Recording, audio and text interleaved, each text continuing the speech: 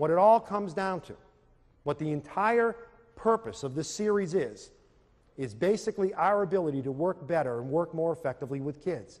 And whenever anybody comes to a workshop like this, somewhere in the beginning, middle, or end of the workshop, the speaker says, you've got to work on the child's self-esteem. How do you do that? How do you build the child's self-esteem? Well, I've come up with an analogy that I think works. In order to build a child's self-esteem and work on a child's self-esteem, I would ask you to think of self-esteem as being poker chips. Self-esteem is basically poker chips. If you've got a good self-esteem, a strong self-esteem, you've got a lot of poker chips. And if you've got a poor self-esteem, a low self-esteem, you don't have many poker chips. Simple as that. Let's talk about two children who go to the school that your child goes to. These two children go to every school in the country. One child is named Joe Cool. Joe Cool has tons and tons and tons of poker chips. How did he get all those poker chips? By good things happening to him. When good things happen to you, you get poker chips. Captain of the football team, he has 10,000 poker chips. Voted king of the homecoming dance, he has 15,000 poker chips. Get your picture in a paper for scoring the winning touchdown, he has 12,000 poker chips. This kid's got millions and millions of poker chips. He's had a charmed life, God bless him. He feels great about himself, and he should. Now, you also lose poker chips when bad things happen to you. You go to the prom, Joe Cool goes to the prom with the best-looking girl on campus, 20,000 poker chips. Prom night comes, he's got a pimple on the end of his nose. He loses 3,000 poker chips, but he still has a net gain of 17,000 poker chips. He's still 17,000 poker chips ahead. And this kid goes to school every day with his baskets and bags full of poker chips. And sitting next to him is Larry, the learning disabled kid. Larry, the learning disabled kid, has poker chips like this. This is it. This is all he's ever gotten. Never been voted captain of anything. Didn't go to the prom. Never been on a team. Never got on 100 in a test. Didn't blow the top off his SATs. Didn't even take his SATs. He's got a stack of poker chips like this. And now with the inclusion movement, we make those two kids go to school together and compete against each other in the games of school.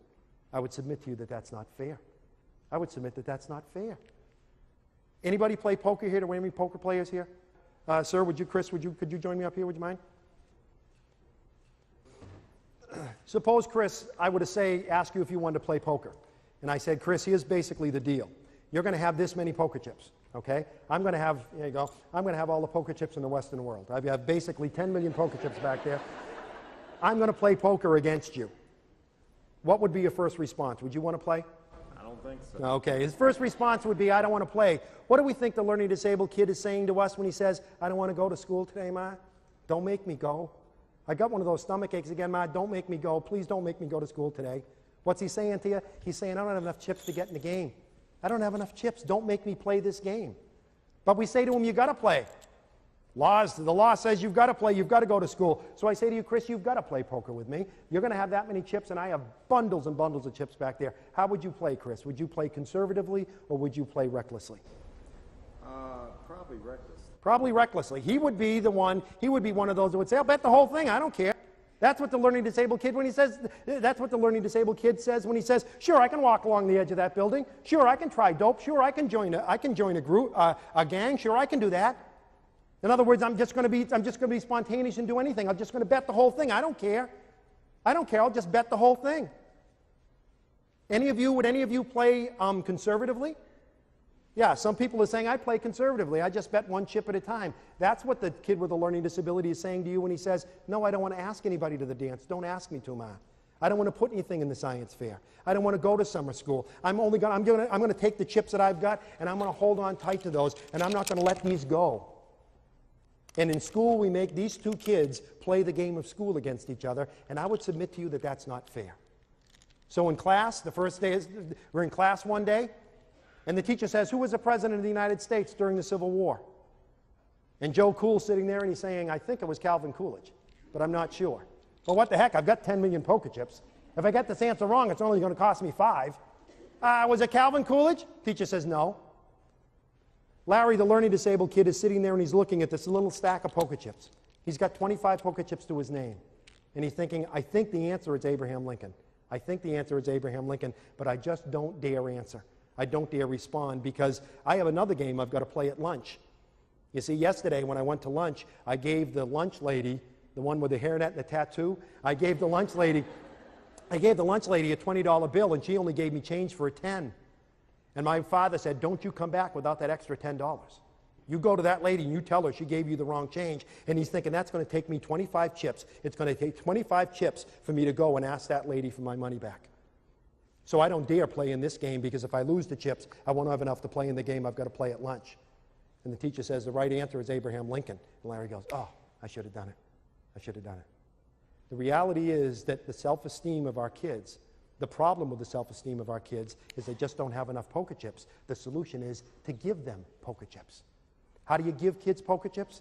How do you build their self-esteem?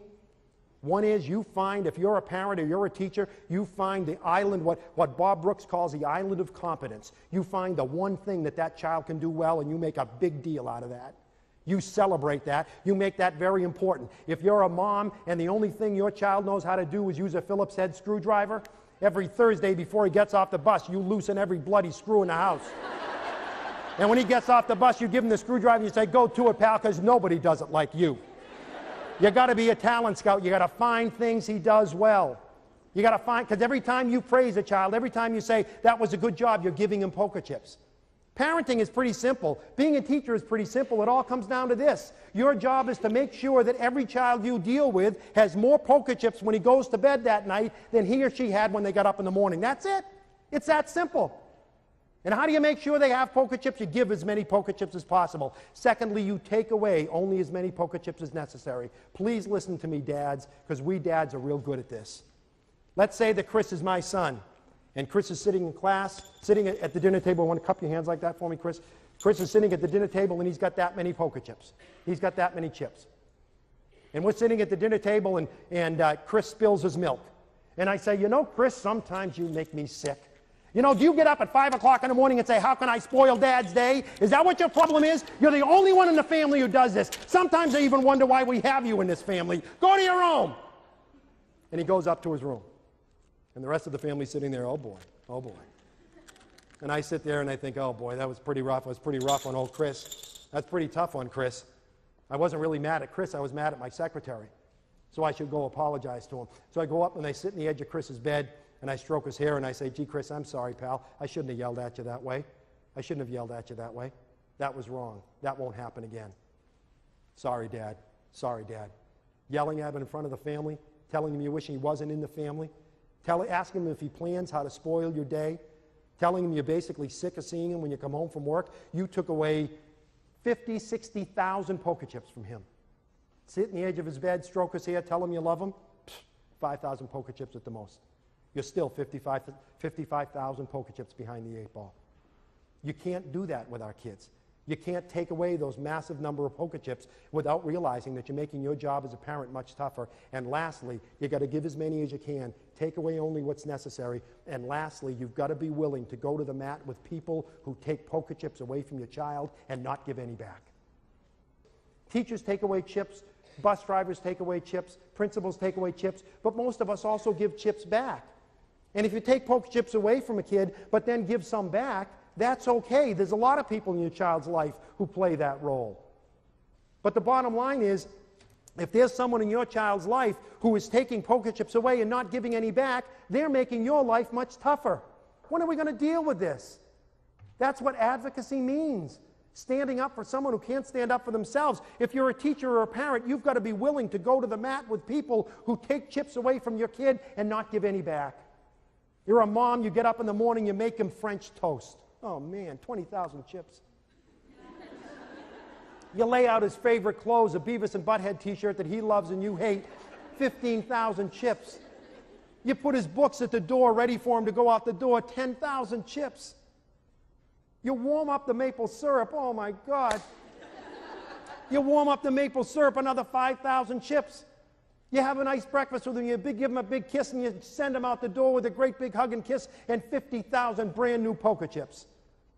And he steps on the school bus, and the school bus driver says, well, here's the retard. You might as well stay at home. You might as well stay in bed, Ma. You might as well have stayed in bed. Because that one comment took 60,000 chips away from your son.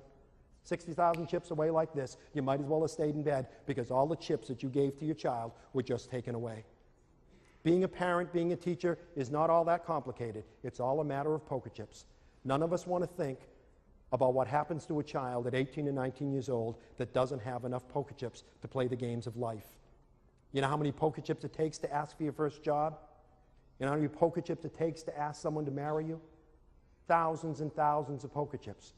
One of the reasons that many adults with learning disabilities have problems, they just don't have enough poker chips to get into the games of adult life. And when you don't have enough poker chips, suddenly suicide begins to make sense, drug abuse begins to make sense, gangs begin to make sense. Our job is as simple as this, to make sure that every child who crosses our paths as a parent or a teacher,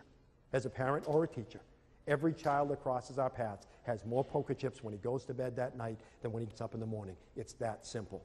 And hopefully this has helped. Thank you very much.